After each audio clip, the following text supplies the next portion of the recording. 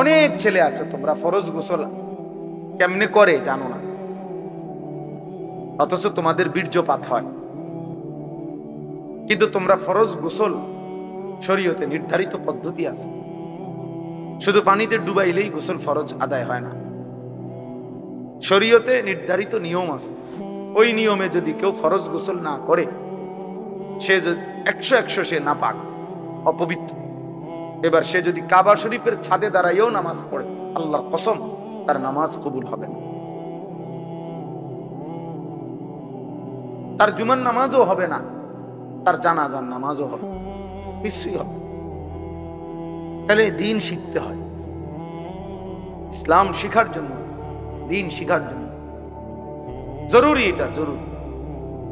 এটা বলে কিছু লোক মাদ্রাসায় পড়ে, ওনাগো ভাল লাগছে, ওনারা মাদ্রাসায় পড়ে, ওনারগো ভাল লাগছে, ওনারা স্কুলে পড়ে, ওনারগো ভাল লাগছে, ওনারা কিন্টার গার্ডেনে পড়ে, যে জেনে ভাল লাগে পড়বো না। এটা মস্কারি না, কোরআন কোনো মস্কারি না।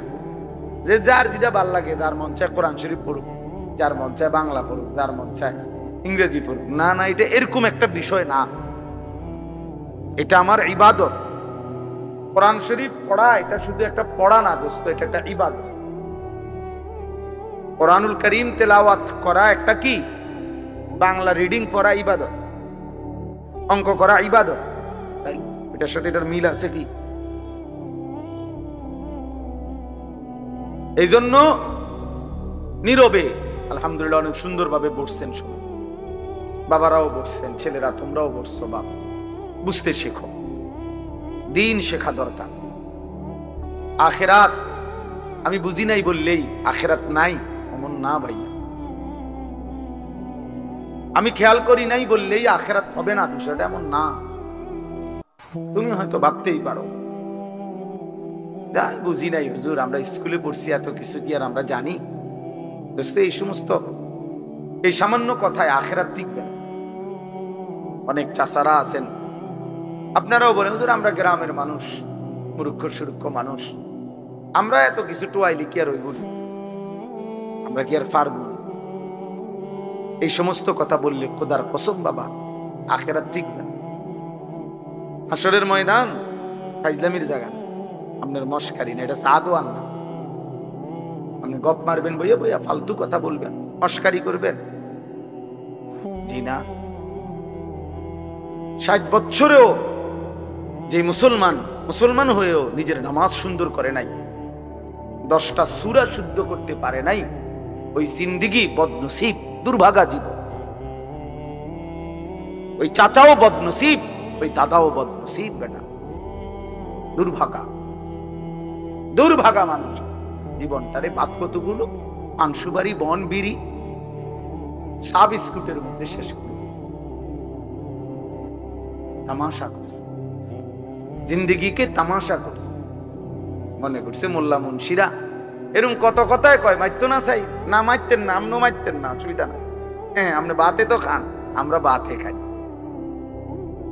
আমরা তো আর শুধু বন খাই না, ভাত খাই, এই দুনিয়া পার হইতেছি। আখিরাতে দেখবেন এই মস্কারির পরিণতি। কাকাদু তামাইয়াজু মিনাল গায়জ কুল্লামা উলকিয়া ফিহা ফাওজুন সাআলাহুম খাজানাতুহা আলাম ইয়াতিকুম নাদির। রব্বুল আলামিন বলে, জাহান্নামীকে যখন জাহান্নামে ফেলা হবে, জাহান্নামের ভীষণ আগুনে টকবক করবে, প্রচন্ড জাহান্নামের গর্জন আওয়াজ শোনা যাবে, আর জাহান্নামের ভীষণ চিৎকারে জাহান্নামের ফেরেশতারা তখন তাকে ডাক দিয়ে বলবে, আলাম ইয়াতিকুম নাদির। জাহান্নামের ফেরেশতা বলবে, নাফরমান চিল্লাও কেন, তোমারে কি কেউ কোনো আল্লাহর ভয় দেখায় নাই? আলাম ইয়াতিকুম নাদির, কোন ভয় প্রদর্শনকারী বান্দা কি তোমার কাছে আসে নাই? ক্বালু বালা, জাহান্নামী তখন বলবে, হ্যাঁ, কাদ জাআনা নাদির, হ্যাঁ ফেরেশতা আমার কাছে আল্লাহর পক্ষ থেকে ভয় প্রদর্শনকারী বান্দা এসেছিল। কত ইমাম সাহেব, কত আলেম ওয়াইজ, কত বক্তা, কত আউলিয়া, কত বুজুর্গ, কত নেককার মানুষ আমারে বারবার বারবার বলেছিল ফাকাদ্দাবনা, আমি মিথ্যা মনে করেছিলাম। ওয়াকুলনা মা নাযালাল্লাহু মিন শাই, আমি বলছিলাম এগুলো আল্লাহ নাজিল করে নাই। ইন আনতুম ইল্লা ফি দালালিন কাবীর, আমি আরো বলেছিলাম তোমরা মোল্লা মৌলবীরাই বড় বেশি ভুলের মধ্যে আছো। সরাসরি কোরআন শরীফের তরজমা। وقالوا لو كنا نسمع أو نعقل ما كنا في أصحاب السعير। আল্লাহ বলেন জাহান্নামী বলবে ফেরেশতা, সেদিন দুনিয়ার জমিনে যদি একটু বুঝতাম অথবা একটু শুনতাম তাহলে আজকে আমরাও জাহান্নামী হতাম না।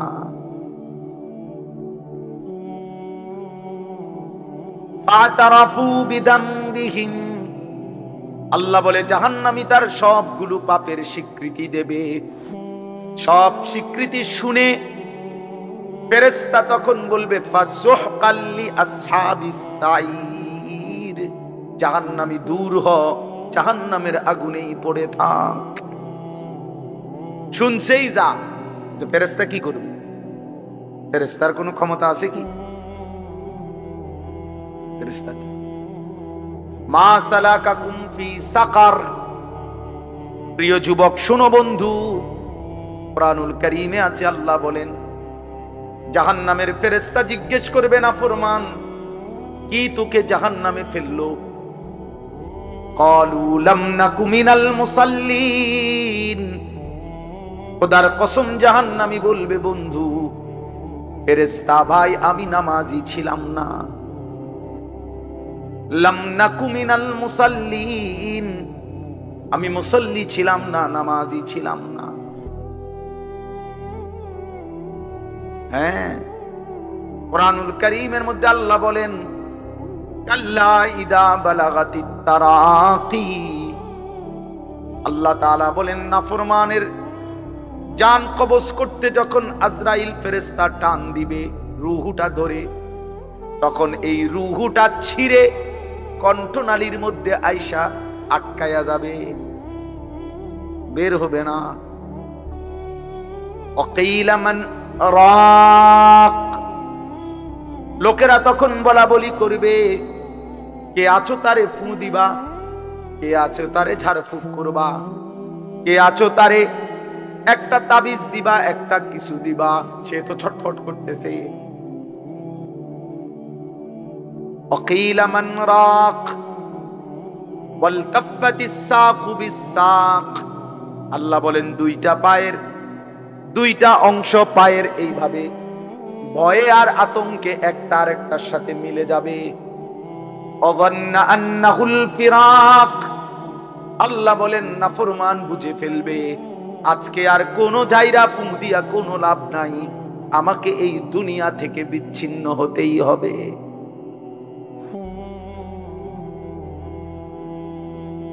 অযান্না আন্নাহুল ফিরাক, রব্বুল আলামিন বলেন এভাবে ছিন্ন করে রূহটাকে ছিঁড়া কেন, জাহান্নামীকে কেন জান কবজ করা হলো? আল্লাহ নিজে বলেন ফালা সাদ্দাকা ওয়ালা সাল্লা, এই নাফরমান আমি আল্লাহর কথা সত্য মনে করে নাই, আর ওয়ালা সাল্লা এবং নামাজ আদায় করে নাই। এই জন্য হ্যাঁ তালাক মিয়া দোস্ত নওজোয়ান ভাত খাও, ভাতে তো খাও আর কিতা, আর বীর মানে মোবাইল টিপো আর নারী দেখো, ছবি দেখো আর চুলের পেখম ঘুরাও, হ্যাঁ ঘুরাও, সমস্যা নাই আব্বা, দেখবা তোমার চাইতেও বড় শক্তিধর এই পৃথিবী থেকে হারায় গেছে, তোমার চাইতেও বড় ক্ষমতাধর এই পৃথিবী থেকে হারায় গেছে। তুমি কেডা? এ দেখতে দেখতে নাই, দেখতে দেখতে যৌবন ফুরায় যাবে, দেখতে দেখতে এই শক্তি সামর্থ্য ফুরিয়ে যাবে, ফুরায় যাবে। আশ-শাবাবু বাইনা দুফাইন, এক বড় বুজুর্গ বলছে, যুবক তুমি মনে রেখো, তুমি দুই দুর্বলতার মাঝখানে আছো। তোমার শিশুকাল দুর্বল, তোমার বৃদ্ধকাল দুর্বল। দুই দুর্বলতার মাঝখানে অল্প কিছু সময় তুমি শক্তি নিয়ে আসো, সেই শক্তির সময়টাই হচ্ছে যৌবনকাল। যদি কিছু করতে হয় শক্তির টাইমেই করো। নিজেকে গড়লে শক্তি থাকতেই গড়ো, নিজের আখিরাত সাজাইলে শক্তি থাকতেই সাজাও। হয় তুমি পিছনের দিকে শিশুকালে আর যাইতে পারবা না, আর বৃদ্ধকালে পৌঁছে গেলে দুর্বল হয়ে যায়, তখনও আর পারবে, অথবা কবরে চলে যাবে। এই জন্য 17 বছরের, 18 বছরের, 20 বছরের ছেলে তোমাদেরকে বলি, বাপ এত অল্প বয়সে যদি আল্লাহ পাকের এত বড় নাফরমান হও, মাত্র 18 বছর বয়সেও যদি তুমি আল্লাহকে এইভাবে না চিনো, 18 বছর 20 বছর বয়সেই যদি তুমি একটা সেজদা দিতে মন না চায়, আরে জানোয়ার তুই 60 বছর পর্যন্ত যাইতে যাইতে তোর অবস্থা কি হবে? বেঈমান, এই বেঈমান, এই নিকৃষ্ট, হালাত কি হবে? তুই 18 বছর বয়স না হইতে যদি আল্লাহর এত বড় দুশমন হস, তোর বাকি হালাত।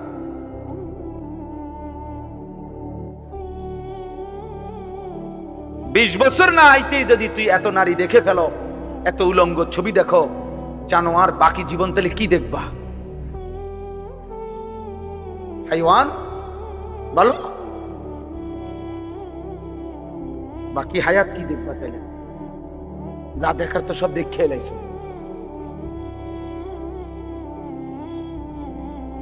এরপরে কি করবা? কম বয়সে এত নারী, অল্প বয়সে এত উলঙ্গ ছবি দেখে ফেললাম, এত অল্প বয়সে চরিত্র এভাবে নষ্ট করে ফেললাম যে নারী ছাড়া, ছবি ছাড়া, জেনার দৃশ্য ছাড়া, বন্ধুদের অসৎ আড্ডা ছাড়া। ওই দেখেন ওই অপদার্থের দিকে দেখেন, ওই দেখেন ওই অপদার্থ কি করে।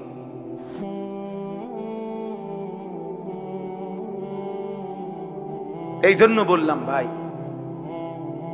ভাবতে শেখো বাবা, বাকি হায়াত কি করে, বাকি হায়াত কেমনে চলবে। তাই এত কম বয়সে যদি কেউ এত চরিত্রহীন হয়, তার সামনের হালাতটা কি হবে? 40 বছর পৌঁছতে পৌঁছতে তার অবস্থা কি হবে? 60 বছর, 365 দিন, যে কোনো দিন খোদার 1 বছরে ফজরের নামাজ পড়ে নাই, পরে আর আল্লাহ মনে করাই দিবে কে? হ্যাঁ, বুঝো নাই ভাইয়া? 1 বছর যারে আল্লাহ ভুলাই গেল, তো তোমার আর মনে করাবে কে আছে তোমার এরপরে? আর যে সময় তোমার মাথার উপরে বাবা দাদা তাদের ছায়া আছে, তখনই যেহেতু তুমি আল্লাহ ভুলে গেছো, তো যখন তোমার বাপ মরে যাবে, দাদা মরে যাবে, মা মরে যাবে, তখন তোমারে আল্লাহর কথা মনে করায় দিবে, তোমারে আখিরাত মনে করায়।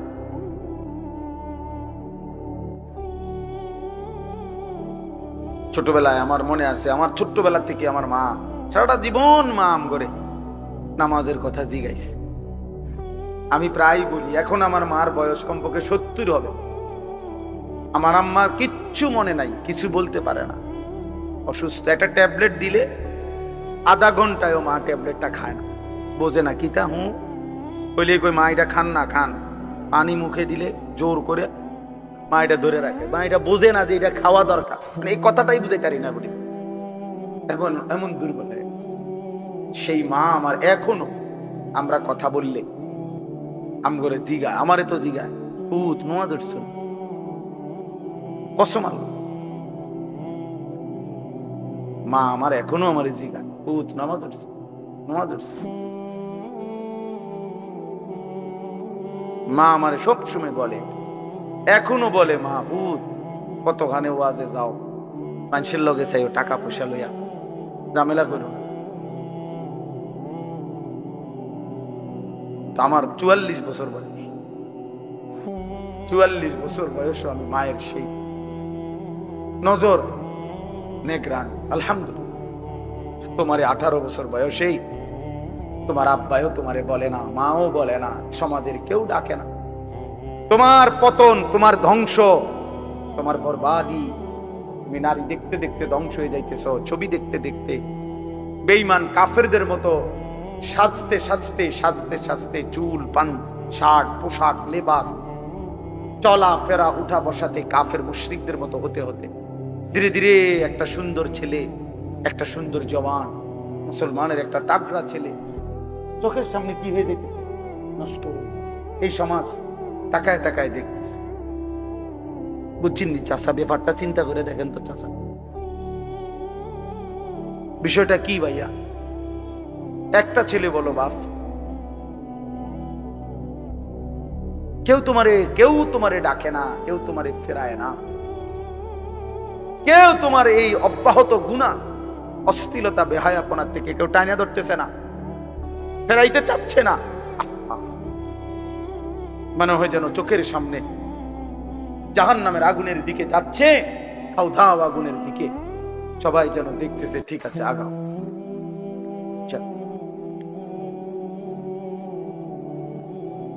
ومن يشاقق الرسول من بعد ما تبين له الهدى ويتبع غير سبيل المؤمنين, আল্লাহ বলেন আমার রাসূলের মাধ্যমে আমি সবকিছু স্পষ্ট করে বলে দেওয়ার পরেও যারা আমার রাসূলের বিরুদ্ধাচরণ করবে, ওয়াত্তাবি' গায়রা সাবিলিল মুমিনিন, আমার প্রকৃত ঈমানদার যেই পথে চলে এই পথের উল্টো পথে যে চলবে, আল্লাহ বলেন আমার রাসূলের বিরুদ্ধাচরণ যে করবে, আমার ঈমানদার মুমিনের পথের উল্টো পথে যে চলবে, নুওয়াল্লিহি মা তাওয়াল্লা, আমি আল্লাহ তাকে সেই উল্টো পথেই চালাবো, ওয়া নুসলিহি জাহান্নাম, একদিন তারে ধাক্কা মেরে জাহান্নামেই ফেলে দেব।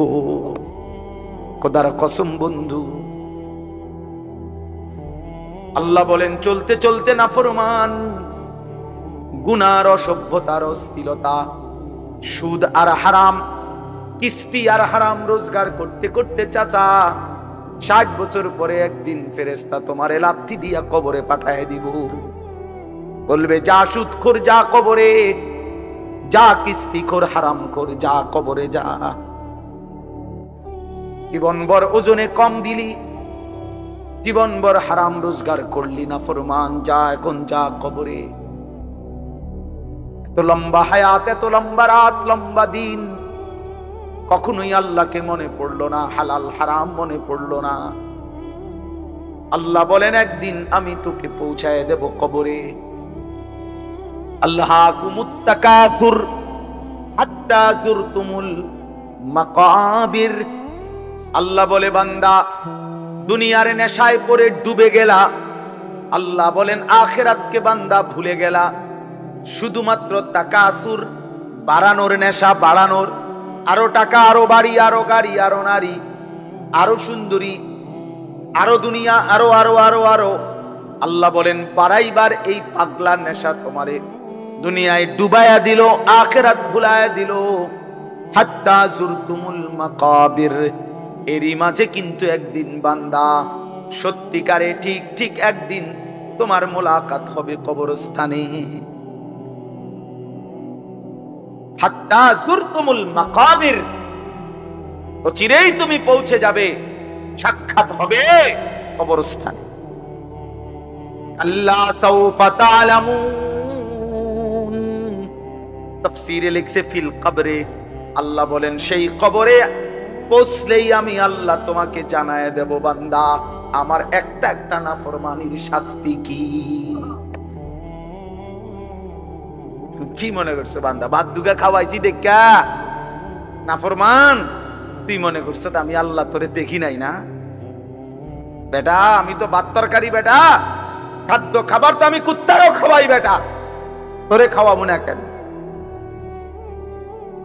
তোরে আমি ভাত খাওয়াইছি দেখা, তোরে আমি ঘুম পাড়াইছি, তোরে আমি পেশাব পায়খানা করতে দিছি, তোরে আমি কিছু বলি নাই, দুনিয়ায় ছেড়ে দিছিলাম বান্দা, আমি তো সব বলেই দিছি। ইন্না হাদাইনাহুস সাবিলা, আল্লাহ বলেন চলার রাস্তা তো আমি দেখায় দিছি। রাসূল পাঠাইছি, উলামা পাঠাইছি, আউলিয়া পাঠাইছি, ইমাম পাঠাইলাম, খতিব পাঠাইলাম, ওয়াইজ পাঠাইলাম, বক্তা পাঠাইলাম, কোরআন পাঠাইলাম, সুন্নাহ পাঠাইলাম। আমার রাসূলকে দিয়ে 23টা বছর লাগাইয়া এতভাবে বলে দিলাম। এর পরেও বান্দা তুমি কোনোভাবে পাত্তা দিলা না। ঠিক আছে বান্দা, কবরে আইসো, তখন মনে করবা, বুঝবা আমি আল্লাহ কেমন জিনিস।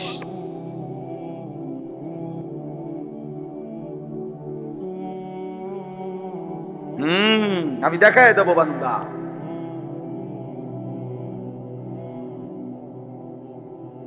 আমি দেখায় দেব।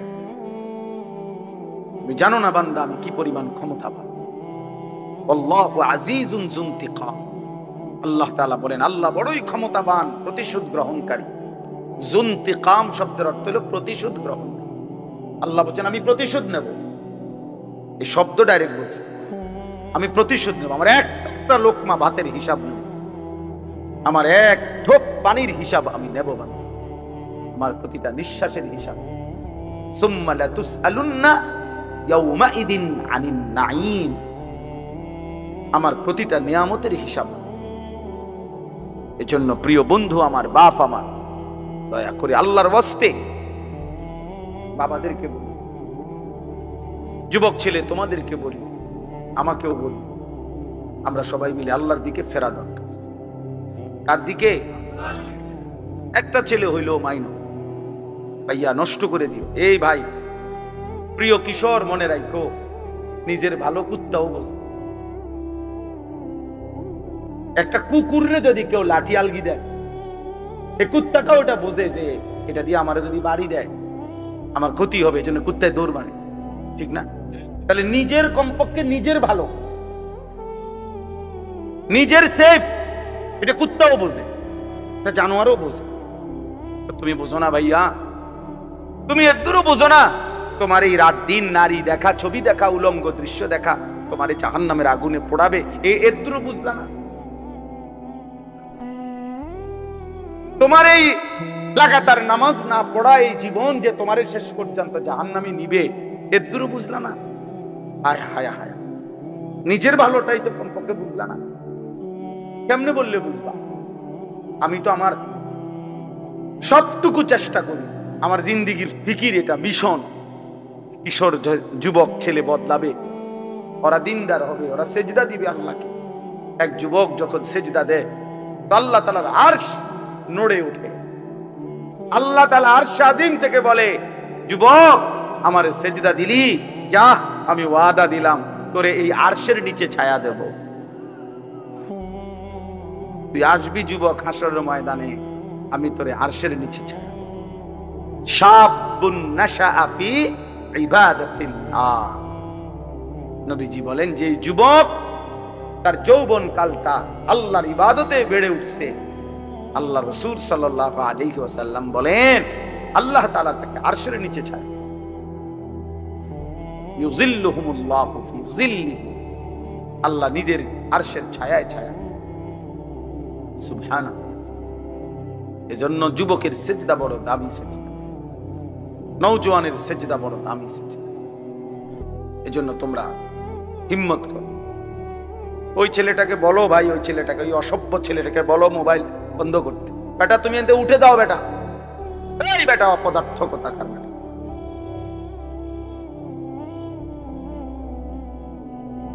চিন্তা করছেন নি? ওরে দুইবার বললাম। আর এইটাই জীবন।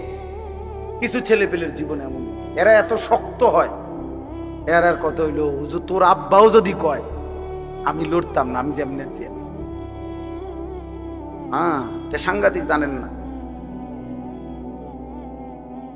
কিছু ছেলে পেলে এমন শক্ত হয়ে যায়, কলিজা পাথর হয়ে যায়। এর কত হইলো, যা বেটা তোর বেটা এতে কত বালা হুজুর কইছে বেটা, এতে আরো কত মোটা তাজা হুজুর দেখছি, আমার লড়াইতে আসছে না। 1.5 বুড়া হুজুর আইছে, আমার মতো বাটফারের লড়াই।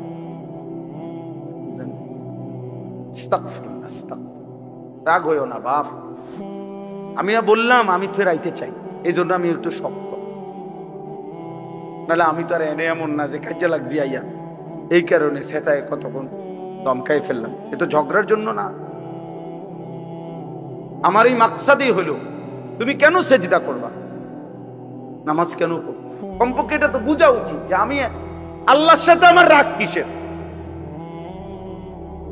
এটা তো কোন যুক্তিতে ভাই একেবারে সামান্য বিবেক যদি থাকে, আল্লাহর সাথে রাগ করব কেন? তিনি আমার সবকিছু দিছেন, ঠিক না?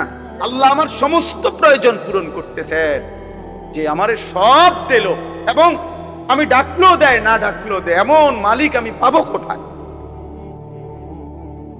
মা গাররাকা বিরাব্বিকাল কারীম। আল্লাহ বলে, বান্দা বলো না এমন মেহেরবান মাওলা, আমার মতো দয়ালু সব থেকে কে তোমারে ধোঁকা দিবে? এমন মালিক কই পাবা মানুষ, এমন মনিব কই পাইবে, কই পাই? হাদিসে আছে নবীজি সাল্লাল্লাহু আলাইহি সাল্লামকে আল্লাহ তাআলা বলছে, বন্ধু আমার কোন বান্দা যদি 90 বছর পরেও জীবনের সব গুনাহ ছেড়ে দিয়ে আর করবে না ওয়াদা দিয়ে, 90 বছর বয়সেও যদি রাতের অন্ধকারে কোনোদিন চোখের পানি ফেলে, এক ফোঁটা চোখের পানি ফেলে গুনাহ ছেড়ে দিয়ে আর করবে না ওয়াদা দিয়ে আমার কাছে যদি মাফ চায়, দোস্ত আমি ওয়াদা দিলাম কসম বন্ধু, আমি এমন 90 বছরের বুড়া তার গুনাহ সব মাফ করে দেব। কুল ইয়া ইবাদিয়াল্লাযীনা আসরাফু আলা আনফুসিহিম লা তাকনাতু মির রাহমাতিল্লাহ। রব্বুল আলামিন বলেন, বন্ধু বলেন, ও আমার বন্ধু আপনি বলে দেন, হে আমার বান্দা, আল্লাহ বলতেছেন আমার বান্দা শোনো না, তোমরা যারা এই পরিমাণ গুনাহ করেছো যে নিজের জীবনটাকে জুলুম করে শেষ করে ফেলেছো, জীবনে বলতে কোনো নেকি নাই, ডানে বামে কোনো নেকি নাই, গুনায় গুনায় ভরা জীবন তোমাদের পুরা ডুবে গেছে। আল্লাহ বলেন বান্দা, গুনার সমুদ্রেও যদি হাবুডুবু খাও, সেখান থেকেও যদি কোনোদিন আমি আল্লাহকে মনে পড়ে, তাইলে যদি গুনাহ ছেড়ে দিয়ে আর কুরবানা ওয়াদা দিয়ে আমি আল্লাহর দিকে এক কদম ফিরে আসো বান্দা, আর যদি বলো মাওলা জীবনভর আমি আপনাকে নারাজ করেছি, আর করব না মাওলা, আপনার নাফরমানি করব না মাওলা, আমি তওবা করলাম মাওলা, গুনাহ ছেড়ে দিলাম, আল্লাহ বলেন লা তাকনাতু মির রাহমাতিল্লাহ, আমার গুনাহগার নাফরমান বান্দা, আমি আল্লাহর রহমত থেকে নিরাশ হইও না বান্দা।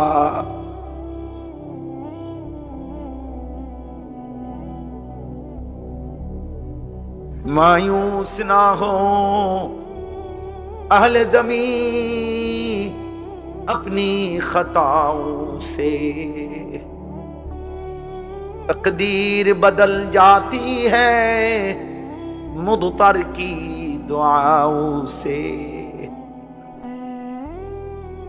আল্লাহ বলে, বুজুর্গানে দিন শেরের মধ্যে বলছে এটা, হে আল্লাহর বান্দা জীবনের সব গুনাহগুলো নিয়েও তুমি নিরাশ হইও না, মায়ুস না হো, মায়ুস মানে নিরাশ, মায়ুস না হো আহলে জমিন, হে জমিন ওয়ালা নিরাশ হইও না, আপনি খাতাও সে, নিজের গুনাহের কারণে চোখের পানি ফেলো বান্দা, ডাকো তোমার আল্লাহকে, তকদীর বদল জাতি হ্যায় মুদতার কি দুআও সে। কোন অক্ষম অসহায় বান্দা যদি চোখের পানি ফেলে আল্লাহর কাছে দোয়া শুরু করে, আবের সিদ্ধান্ত বদলে দেয়, বদলেই দেয়। আল্লাহ আমাকে মাফ করে দেয়।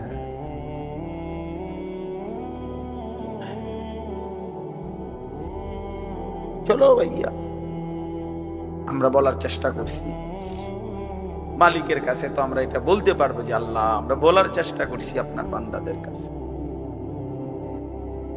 আমরা চেষ্টা করছি। এজন্য প্রত্যেকে ইনশাআল্লাহ আপনারা আসলে আমি মহব্বত করেই বললাম, কেন রাত এত হইছে, এরপরও খোলা আকাশের নিচে আপনারা মজা খুব সুন্দর করে মনোযোগ দিয়ে সবাই বসছেন। চলেন মনোযোগ দিয়ে, যেহেতু বসছেনই মনোযোগ দিয়ে শুনতেছেন, একজন বক্তার ওয়াজ শুনছেন, ভাল লাগছে, এটা না প্রিয় ভাই, একদিন আমিও থাকবেন না, আপনিও থাকবেন। এই দেখতে দেখতে আমার ওই ছেলেরা যারা আমার ওয়াজ রেকর্ডিং করে, এই ছেলেগুলো অনেকগুলো আছে যেগুলো নিয়মিত আমার সাথে থাকে, চলে আর সব জায়গায় জায়গায়, ওরা বলতেছে যে এখন যে আমরা তো আর আপনার সাথে হজে চলে যাব, আমি দেখা হবে না, আমরা একটু সময় দিই। আমার এটা খুব মনে পড়লো যে হায় যদি আর দেখা না, যদি আর কোনোদিন বলার সুযোগ না হয়।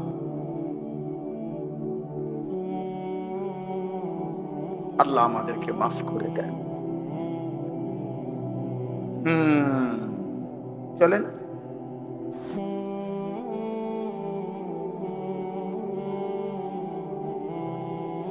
এই জন্য যুবক ছেলেরা বলো ইনশাআল্লাহ, হিম্মত করো, নামাজ পড়বানি ভাই ইনশাআল্লাহ। ছেলেরা বলো, ছেলেরা তোমরা বলো, বলো ইনশাআল্লাহ। আগামী দিনে সেজদাওয়ালা যুবক লাগবে, বিশ্বাস করো। আগামীর সময়টা মাহাদির পক্ষে, ইসলামের পক্ষে, সারা পৃথিবী, বাংলাদেশ না শুধু, সারা পৃথিবীতে কালেমার বিজয়ের জন্য, কোরআনের বিজয়ের জন্য, মাহাদির পক্ষে লড়বার জন্য, দাজ্জালের বিরুদ্ধে, ইহুদিদের বিরুদ্ধে, বেঈমানের বিরুদ্ধে যুদ্ধের জন্য সাহসী, ইমানদার, সেজদাওয়ালা যুবক লাগবে ইনশাআল্লাহ। তুমি নিয়ত করো সেদিনের সেই যুদ্ধে ইমানদারের পক্ষে যেন তুমি থাকো। আমি আমার ছোট ছেলেরও মস্ক করাইছি যে বাবা দোয়া করতে থাকবা, হয় তুই যুদ্ধ করবি না আমি যুদ্ধ করব, কিন্তু কালেমার বিজয় হবে ইনশাআল্লাহ, ইসলামের বিজয়। এই দেখবেন একদিন পাকিস্তান এক ধাক্কা দিছে, 3 ঘন্টা লাগছে না, উড়ে এলাইছে। ইন্ডিয়া ঠান্ডা হয়ে গেছে, বুঝেন নাই? ঠান্ডা, একদম ঠান্ডা। মোমেন দেখায় দিছে 10ই মে ফজরের নামাজের পরে পাকিস্তানি সেনাবাহিনী মর্দে মুজাহিদ চূড়ান্ত হামলা করছে ফজরের নামাজ পড়ে। সব চ্যানেলে আসছে কথা খবর। ফজরের সালাম ফিরায়া নারায়ে তাকবীর আল্লাহু আকবারের ধ্বনি দিয়ে মিসাইল হামলা করছে। 3-4 ঘন্টার ব্যবধানে ভারত মাথা নোয়াইতে বাধ্য হয়েছে। এই দেখবেন একদিন ইনশাআল্লাহ, একদিন ঘুম থেকে জেগে শুনবা যুবক ফিলিস্তিন বিজয় হয়েই গেছে।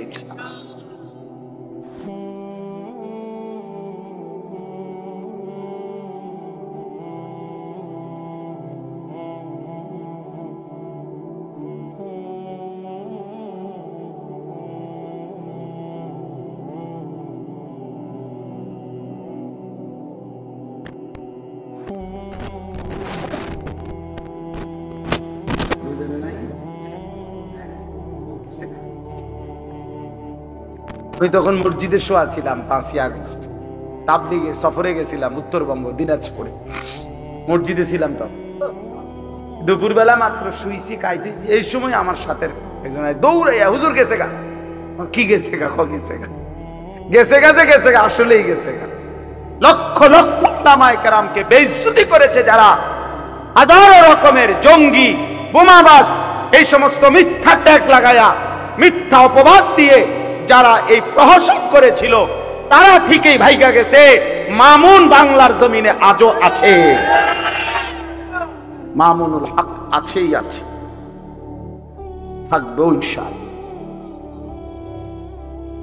এই জন্যই কিশোরগঞ্জের এক বেয়াদব নেতা নামের এক বেয়াদব গত কয়েকদিন আগে, এই বেয়াদব উলামায়ে কেরামের বিরুদ্ধে জঘন্য মিথ্যাচার করেছে, বিদ্রুপ করেছে। বাংলাদেশের এক নেতা, পাগল পাগল, ফজু পাগল, ফজু পাগলা, পাগলায় যা মন চায় তাই বলছে। এদেশের মুসলিম নারীদেরকে বলছে তোমরা হুজুরদের বাচ্চা পেটে ধারণ করবা না। কত বড় বেয়াদব, কত বড় জঘন্য বেয়াদব! চিন্তা করে দেখেন। ইনশাআল্লাহ সেদিন বেশি দূরে নয়, যেদিন এই বেয়াদবেরও লাঞ্ছনা অপমান আমরা দেখব ইনশাআল্লাহ। এই জন্য প্রিয় ভাই, প্রিয় বাবা, সবার কাছে বলি, বাবা দিন মানেন, আল্লাহকে মানেন।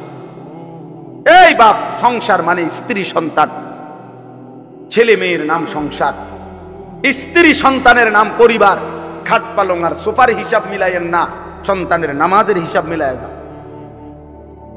খাট দেখান কিনতেন, সোফা দেখান কিনতেন। এবার 30 বছর বিদেশ করছে, 60 বছর কামাই রোজগারি করছে, বাজার করছে, ব্যবসা করছে, ক্ষেত খামার করছে। অন কিনছেন চাচা, শেষ বয়স হইল, হ্যাঁ করছে হুজুর আল্লাহর রহমতে 4টা রুম দিয়ে একটা বিল্ডিং করছে। ইডি হুনা মানুষের বেড়া, হ্যাঁ বিল্ডিং করছে, এটা শুনে আল্লাহর রহমতে হুজুর আমনগো দোয়ায় বিল্ডিং করছে। রাস্তার লগে কদ্দুর জায়গা লইছে, রাস্তার লগে জায়গা লইছে, বিল্ডিং করছে। 4টা রুম, 2টা বাথরুম, বাথরুম দিয়েও টাইলস। আল্লাহু আকবার, কত বড় নিয়ামত। এখন টাইলসে মতে, কত বড় নিয়ামত আল্লাহ দিছে ওনারে। ওনার বাপ দাদা আগে পূর্বপুরুষ মাটিতে পেশাব করত, এখন উনি এখন টাইলসে পেশাব করে। এর চাইতে বড় দৌলত আর কি হইতে পারে? 60 বছর সার্থক, আপনি এখন টাইলসে মতেন। এই জীবন, এই মুসলমান 60 বছরের এই ছিল হিসাব। কি বললেন এগুলো? বিল্ডিং এর হিসাব দেন কেন? সোফার হিসাব দেন কেন? জমির হিসাব দেন কেন? হিসাব দিবেন সন্তানের। আমার সন্তান নামাজ পড়ে, আমার সন্তান আল্লাহকে সেজদা করে, আমার ছেলে মেয়ে আল্লাহকে সেজদা করে, আমার ঘরের বিবি বাচ্চা পর্দা করে, আমার ঘরের সবাই আল্লাহর কোরআন পড়তে পারে। কথা তো ছিল এই না?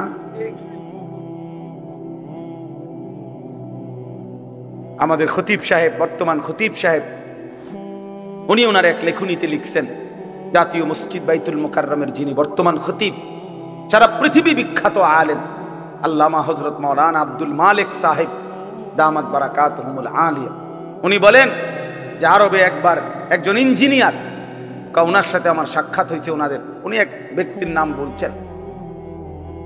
তো ওই ইঞ্জিনিয়ার ব্যক্তি বলছে, কয় যে জনাব, আমার বংশে গত 70 বছরে যত নারী পুরুষ আমাদের ফ্যামিলিতে গত হয়েছে, গত 70 বছরে এমন একজন নারী পুরুষ আমাদের বংশে নাই যে হাফেজ কোরআন নয়।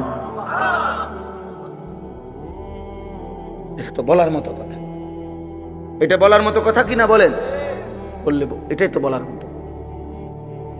শেখুল হাদিস আল্লামা আজিজুল হক রাহমাতুল্লাহ আলাইহি, তার বংশের সন্তান, ছেলে মেয়ে, ছেলের ঘরের নাতি নাতনি, মেয়ের ঘরের নাতি নাতনি সব হাফেজে কোরআন। আপনি খবর নেন, এই যে মামুনুল হক সাহেব, তাদের পুরা ফ্যামিলি হাফেজে। এটা তো বলার মতো কথা, এটা উল্লেখ করার মতো কথা। ভাইয়া বললে এটা বলে, বিল্ডিং এর হিসাব দেখাবেন না। মা বোন যদি কেউ শুনে থাকেন, আপনাদের খবর, আমরা 5 ভাই 3 বোন। 2015 সালে আমার আব্বা ইন্তেকাল করছে। 43 বছর বাবা এক মসজিদে ইমামতি করছে, প্রাইমারি স্কুলে মাস্টারি করছে। 5 ভাইকেই বাবা মাদ্রাসায় পড়াইছে। আমার আব্বা থাকতেই আমরা 5 ভাই, আল্লাহর দয়া আল্লাহ করছেন, আলেম হয়েছে। বাবার ইন্তেকালের সময় আব্বা ঘরে, স্বাভাবিক ঘরে মারা গেছে। আমার আব্বার যে সময় শ্বাস টানতেছে, আমরা ভাই বোন সবাই ছিলাম, আমাদের ছেলে মেয়েরাও ছিল, না আব্বার নাতি নাতনি সব মিলাইয়া আমরা প্রায় 25 জন ভাই বোন নাতি নাতনি মিলে আল্লাহর কোরআন পড়তেছিলাম। এই সময় আমার আব্বা ইন্তেকাল করছে। আমার মা কাঁদতেছিলেন, আমি মারে জড়াইয়া ধরে বলছিলাম, মা আপনি কাইদেন। একটু পরে আব্বারে যখন কবরে, ফেরেশতা বলবে মান রব্বুক, আমার আব্বা বলবে, ফেরেশতা 25 জন বংশধর যেই রবের কোরআন পড়া রাইখা আসছি, আমি সেই রব চিনব না? বললি কি ফেরেশতা, রব চিনব না কেন? রব চিনব না কেন? এই জন্য দোস্ত আমার, বন্ধু আমার, দিন শিখেন, আখিরাতকে বুঝেন। আল্লাহকে রাজি করে। বলেন ইনশাআল্লাহ, বলেন ইনশাআল্লাহ। এবার শুধু তর্জমাটা শুনাই, তাইলেই কথা শেষ। আল্লাহ তাআলা বলেন, ওয়ালিকুল্লি উম্মাতিন জাআলনা মানসাকান, সর্বযুগে সর্বকালে আমি আল্লাহ প্রত্যেক জাতি গোষ্ঠীর জন্য ইবাদত, কোরবানি, হজ, আমার বন্দিগি নির্ধারণ করেছি। অর্থাৎ ইবাদতের হুকুমবিহীন কোন জাতি গোষ্ঠী ছিল না। তাইলে মানুষ মাত্রই আল্লাহর ইবাদত করবে, এটা আল্লাহ তাআলার চাওয়া। এজন্য সর্বযুগে সর্বকালে আল্লাহ তাআলা মানুষের জন্য, বান্দার জন্য ইবাদত দিয়েছেন। কি দিয়েছেন? ইবাদত দিয়েছেন, ইবাদত দিয়েছেন। মানসাকান অর্থ কুরবানি, মানসাকান অর্থ হজ, মানসাকান অর্থ ইবাদত। আল্লাহ বলেন আমি প্রত্যেক জাতির জন্য কুরবানির বিধান রেখেছি, অথবা তরজমা হলো প্রত্যেক জাতির জন্য হজ্জের বিধান রেখেছি, অথবা প্রত্যেক জাতির জন্য আমি আল্লাহ নির্ধারিত কিছু না কিছু ইবাদত রেখেছি। আল্লাহ তাআলা বলেন প্রত্যেক জাতি গোষ্ঠীর জন্য আমি কেন ইবাদত দিলাম, কেন কুরবানির বিধান দিলাম, কেন হজ্জের বিধান দিলাম? লিয়াযকুরুসমাল্লাহ, আমার প্রতিটা বান্দা যেন আমি আল্লাহর নাম তার জবানে উচ্চারণ করে। এই জন্য তাহলে আমার বান্দা মাত্রই, আমি যারে বানাইছি আমি তার কাছে চাই তার জবান দিয়ে আমার নাম উচ্চারণ করে। লিয়াযকুরুসমাল্লাহ, সে যেন আমি আল্লাহর নাম জিকির করে। তাইলে আমাদের সৃষ্টির সার্থকতা, আমাদের জন্মের সার্থকতা আমাদের জবানে আমাদের রবের নাম উচ্চারণ। এজন্য ভাইয়া যেই জিহ্বা আল্লাহর নাম নেয় না, তো ওই জিহ্বা কি কথা বললো? আর তাই আল্লাহর কোরআন যে জবান করতে পারে না, আল্লাহর জিকির যেই জবান করে না, নামাজের তসবিহগুলো যেই জবান পড়ে না, হায় হায়, তো সেই জবান আর বললো কি? দুনিয়ার বাকি কথাগুলো না বললেও চলতো। এই দুনিয়া ভোগ করা যাইতো। তারা বাস্তবিকে বোবা, মানে কথা কইতারে না। আপনি বলেন তো তারা দুনিয়া ভোগ করে না? তো তাইলে বোবা মানুষে বিয়ে করতে পারেনি, বোবা মানুষের বাচ্চা কাচ্চা হয়নি, বোবা মানুষে বিল্ডিং করতে পারেনি, বোবা মানুষে বাজার সদাই করতে পারেনি, বোবা মানুষে ভাত মাছ খাইতে পারেনি। তো দুনিয়া কোনটা তার অসুবিধা হয়েছে? বলেন না কেন শাকের ভাই, কি সমস্যা হয়েছে তার? কোনো অসুবিধা হয়েছে তার? তাইলে বন্ধু, দুনিয়া তো বোবা মানুষও ভোগ করতে পারে। তাইলে এই জবান কথা বলার সার্থকতা কি? কথা বলার সার্থকতা হলো রবের নাম।